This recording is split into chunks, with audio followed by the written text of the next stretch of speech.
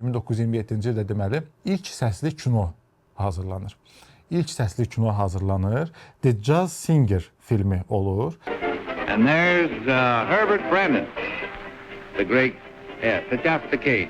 Və bu ilk səsli kino deyəndə bu sinxron səsli kinodan söhbət edir. Yəni bir neçə nəfərin danışdığı, belə dialoqların olduğu kinodan söhbət gedir. Bu kino ilə artıq bu vaxta qədər səssiz baş verən sinema, bizim səssiz gördüyümüz film ancaq yəqin ki, Charlie Chaplinin məsəl üçün səssiz filmləri var idi axı. Necə ki, orada məsələn o hərəkətləri eləyirdi. Və общем, səs olmadan biz Charlie Chaplinin videolarına baxırdıq, kinolarına baxırdıq.